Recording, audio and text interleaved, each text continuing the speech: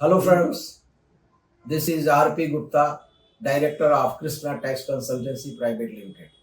आज हम आप लोगों को इनकम टैक्स न्यू रिजिम के विषय में बताना चाहते हैं। इनकम टैक्स न्यू रिजिम का मतलब होता है कि गवर्नमेंट ने दो तरह का टैक्स कैलकुलेट करने के लिए हम लोगों को प्रोसीजर बताया है।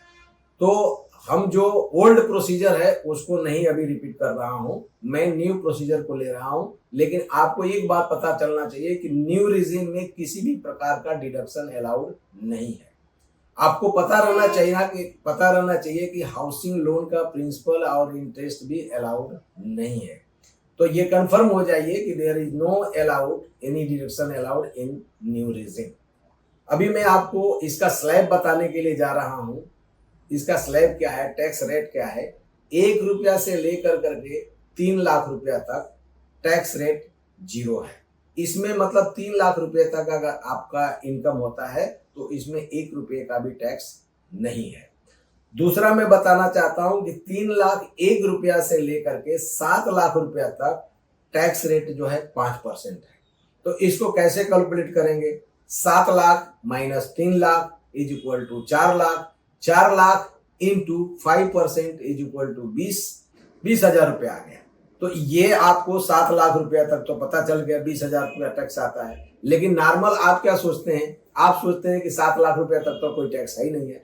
तो बिल्कुल टैक्स नहीं है, आप सही हैं। क्योंकि आपको ये पता नहीं है कि वो 20,000 रुपया जो है गवर्नमेंट जो है अंडर सेक्शन 87A के अंदर उसको रिबेट दिया है। यानी कि आपका 7 लाख रुपया तक कोई इनकम है तो उसके ऊपर टैक्स नहीं लगेगा। ये 20,000 रुपया भी जो है आपका माफ हो जाएगा। अब हम आगे चलते हैं कि 7 लाख 1 रुपया से लेके 10 लाख रुपया तक टैक्स रेट जो है आपका 10% है। तो 10 लाख रुपया में से 7 लाख रुपया माइनस कर देंगे और तो 3 लाख रुपया बचा। 3 लाख रुपया के 10% करेंगे तो 30,000 रुपया हो जाएगा। तो ये 30,000 रुपया, चूंकि अभी ध्यान रखिए कि 7 लाख से ऊपर का आपका इनकम हो गया, तो ये 30,000 रुपया और प्लस 20,000 रुपया जो अभी आपको बताया था 7 लाख रुपया तक, ये दोनों जुड़ जाएगा। यानी 10 लाख रुपये तक का आपका टैक्स जो हो जाएगा 50,000 रुपया हो जाएगा। तो अब ऊपर चलते हैं, दूसरी स्लैब की बात करते हैं। 10 लाख रुपया से लेकर 10 लाख 1 रुपया से लेकर के 12 लाख रुपया तक आपका टैक्स रेट जो है 15% है। तो 12 minus 10 is equal to 2 lakh. 2 lakh into 15% is equal to कितना हो गया? 30,000। तो 30,000 ए और 50,000 रुपया तक 10 लाख रुपया तक कितना हो गया? 80,000 रुपया। अब हम आगे का भी स्लैब जोड़ते हैं कि आगे का 12 लाख 1 रुपया से लेकर के 15 लाख रुपया तक का स्लैब रेट जो है 20% है। तो 15 lakh minus 12 lakh is equal to 3 lakh और 3 lakh into 20% is equal to 60,000 रुपया। तो वो 60,000 रुपया ये और 80,000 रुपया वो कितना हो गया?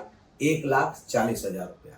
यानी कि 15 लाख रुपए तक का अगर आपका इनकम है तो आपको भरना है 1,40,000। प्लस उसमें एक चीज और भी आएगा, 4% का एजुकेशन सेस। 4% का एजुकेशन सेस भी उसमें आ जाएगा। तो वो एजुकेशन सेस जो है वो आज आपका 5,600 रुपया वो भी आ जाएगा। तो ये भी जुड़ जाएगा। लेकिन हम उसको अभी डिटेल्स में नहीं जाना चाहते हैं, यहीं पर खत्म करना चाहते हैं कि 15 लाख से ऊपर का अगर आपका इनकम आएगा तो उस पर 30% का टैक्स लगेगा। अगर किसी भी प्रकार का इसमें कंफ्यूजन है तो you can make telephone to me, we have given the number down side, और you can get it confirm. So thank you friends.